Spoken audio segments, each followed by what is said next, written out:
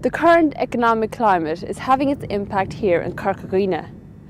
Following a board meeting on September 7th, M.F.G, a partnership company that administers rural and Gaeltacht grants and schemes, announced that it would cease business with immediate effect. On September 2nd, Board Iascaigh Vara announced that it would close the Dingle Ice Plant here behind me. Their intention is to sell the plant to a private operator using the tender process. This, however, could take several months. We spoke to independent South Kerry TD Michael Healy Rae to find out what his views were on these issues. In Kerry, we are actually very fortunate. But 3 local development companies serve our county. We have South Kerry Development Partnership in South and Southwest Kerry in North, and East Kerry Development to the north and to the east of the county, and IRD doing excellent work on the eastern side also.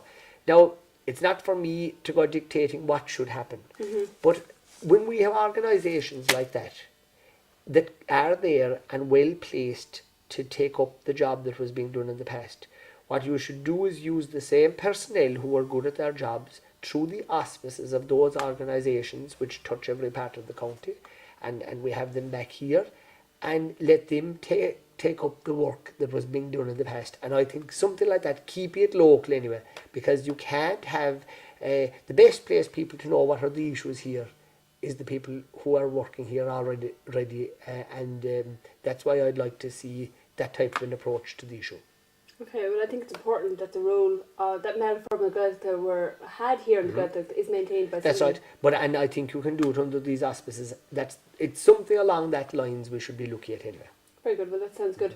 Again, another issue that we had here in Dingle as a fishing port was the closure of the ice plant. You've been working, hopefully working to retain it. Where does that stand now? Well, I raised this in the Dáil many months ago because it was an issue that raised its head even in my father's time when he was in the Dáil, and the stay of execution was put off, for the want of a better word. But it's of vital importance that you have a properly functioning ice plant here, because there has been difficulties like this all around the country where the state is, we'll say, pulled out of operating and running ice plants. And again, it's coming back to the local thing. What happened was groups of fishermen co-ops came together, and they sought and secured funding, be it from agencies like Leader, etc., and set up and operated and ran their own ice plants. But I mean, even there in recent weeks back in Castletown, you mightn't be aware of this, there was, for the want of a better word, a rush on the use of the ice plant. It was to do with what was happening out at sea, and there was very valuable cargoes of ships, of fish had to be saved, and there was a massive amount of ships from all over came into Castletown. And the employment that it created, now I will admit it didn't last long. It went on for maybe 2 or 3 weeks. But literally, they were pulling people out of their houses and paying them big money to go down and work below at the port. And it created a massive buzz in the shops and the pubs, and every house gained money out of it. If there wasn't a proper ice plant operating there, that wouldn't have happened. Do you know? It's the same thing here in Dingle. If we don't have it one way, we'll have to have it the other way. That's the answer to it. But the long and the short of it is, we have to have it. You're right. We spoke actually to Brendan Griffin about this, Deputy Brendan Griffin, and he agreed with you, same sentiments. And if reports are to be believed, yourself, Deputy Griffin and Deputy Fleming are actually working together. We do, and I suppose we're different perhaps to other politicians in this regard, and I think the reason for it is the fact that the 3 of us started in Dublin on the same day. No one was there before the other person. So nobody is trying to put down the other person or any nonsense like that. In the very serious economic times that we're living in, I think that's what the people want and expect, is for us to work together. Okay, we'll have our differences of opinions time to time on different issues. We're not joined at the hip. We'll fight each other when it'll come to elections and get elected. Of course we will. That's the cut and thrust of politics. But when the election is over and when we're there to do a job, we should do it in a cohesive way. We should do it in a hard-working and honest way for the people. And I think the way the people will get the best value out of us is that we do work together and that we work in tandem, and that's why we feel so free to ring each other up. We have discussions above in Dublin about issues that we're all working on, and we trade our thoughts on that, and I believe that to be very productive. And it's certainly not a time for one politician to be getting up and trying to knock another person. Okay, ideology wise you can have differing opinions on issues and viewpoints and things like that, but when it comes to the cut and thrust of problems and dealing with policies that we have to try and work together and not be working against each other. There is no time for that, quite simply, at the moment. Very true. I think some of the issues we spoke about, perhaps offset by the current economic climate, do you think the focus of politicians should be on national issues or on clientelism? Well, you see, the Dublin media would love to paint a picture of, in particularly of rural politicians, that they're coming up to Dublin and all they want to do and all that's worrying them is virtually what's around their own constituencies and nothing else, right? But that's the Dublin media's attitude, because they think there is no Ireland, they think there is nothing beyond the Red Cow roundabout, and that we should be kept down where we are, and that rural Ireland should only be for busloads of people to drive through, right? There's no necessity to have vibrant communities there, because we should only be sat there like soldiers, waving at the people passing by and keeping the countryside in pristine condition for them to come down when they like on holidays, and that's it. But I'm sorry, we have to live here. We have to farm the land here. We have to fight to get whatever business and opportunities and employment we can in our region. And we will do that. To do that, we have to have access. We have to have roads. Therefore, we have to fight for money for roads. We have to have proper adequate housing to keep our young people in. Because the people in Kerry, believe it or not, are entitled to the same facilities and entitlements as the people above in Dublin are. So this is an issue that I feel very, very strongly about. And I hate this Dublin attitude that, the rural politicians, that we're some type of gun-bean men, that all we're worried about is our own Balwick. Well, I'm sorry. We've proven in the past we're able to take on national issues and deal with them every bit as good and have every bit as valuable an input into national policy as anybody else. And we've proven that over many, many years, much to their annoyance, because they'd rather if we weren't there at all. So, to come back to the question, first of all, the national issues. To get to deal with the national issues and to be a national politician, you have to get elected locally, first of all. It is not the people in other parts of the country that vote for you. It is your own people in your own constituency. So when you get elected nationally, I can be dealing with a local problem 1 minute, and the next minute I can be preparing something that I'm going to raise in the Dáil that affects the whole country. It's a national issue. And it's not a case of that a person will ring me and that I'll say, oh no, well, I'm not going to deal with that because that's not a national issue. That's rubbish. You're there to deal with every issue that will come at you, and you balance it. And like I say, if you're working from once you get up in the morning till when you go to bed at night, 7 days a week at politics, you've plenty of time to deal with all the issues. Right. And one thing that I'm deeply committed to is the structure of clinics. Now, people, again, in the cities, this is some type of a ridiculous thing to them, like that you would go around and that you'd go into a community centre or into the back room of a pub, and that you would sit down with a notebook and that you would write down problems that people, they think that shouldn't happen at all. But unfortunately, that's the real world that I live in. That's the way I've been brought up in politics, that the day you lose sight of the people, and that's what happened to governments that have been alienated in the past. They got into state cars and they went away with the fairies, and they lost sight of what they were about. What you are about is you're about helping people. And you're about, like, the day you forget about the local problems and that you think, oh, I'm above all that and I should have nothing to do with that. Well, that's the day that you're a goner. And you shouldn't be in any politics. You shouldn't be a local politician or a national politician. Because to be a proper politician, you have to take the big view of everything. And that's terrible, terrible important. And again, that's the thing I feel very, very strongly about. Very good. Well, it's a matter, I think, of finding the balance there. Yes.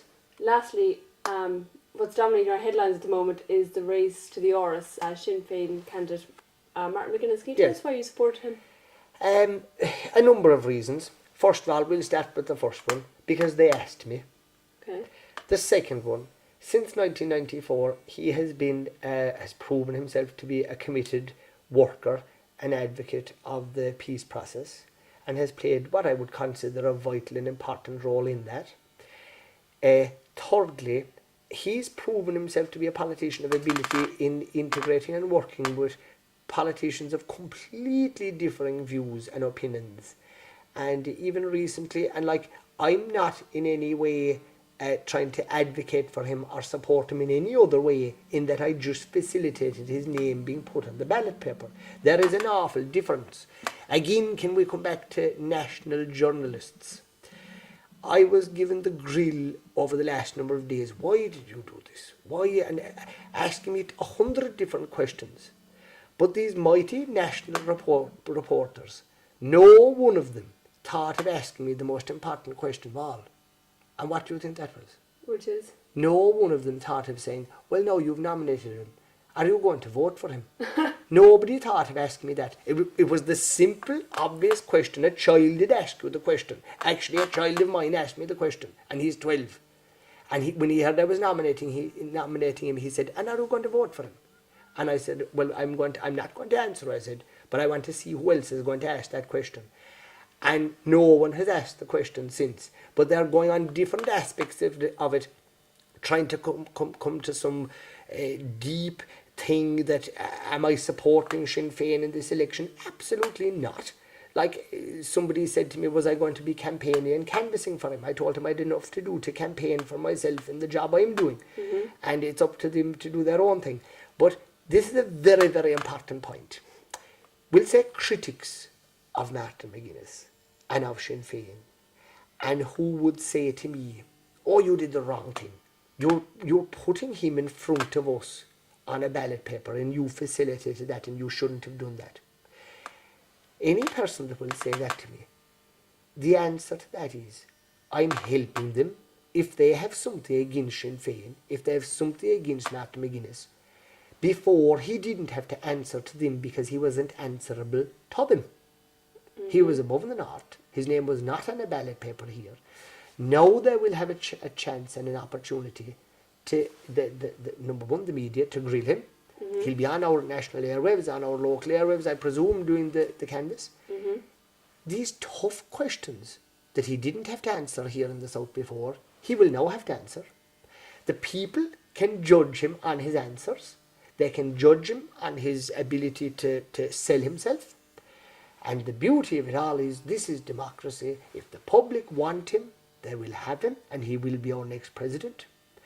If a majority of them don't want him, if they don't like him, if they don't like Sinn Féin, they can give him their answer and reject them out of hand. But what I have done is I'm done my own I'm only a small little wheel and a cog. I facilitated him having to put himself before the people. And there is nothing in the world wrong with that. So the people that are in favour of him can say, yes, it's a great thing, he's before us. The people that are against him and that mightn't like him, again, it's going to give them their opportunity, and it'll give the journalists their opportunity that they would not have had if he wasn't on the ballot paper. So did I do the right thing in my opinion? Of course I did. I humbly say that I think I did, because I can see no harm in helping in the democratic process. And that's the answer to that. And you know, there is one thing that I do know. At this stage already, there has been such racket and nonsense about this fella running and that fella running. Do you know, I saw a caption in a paper recently, and it was an undertaker, and he digging at a coffin, and some fella came along and said, my God, what are you doing? And the undertaker's answer was, I'm just checking to see, does he want to run to be president?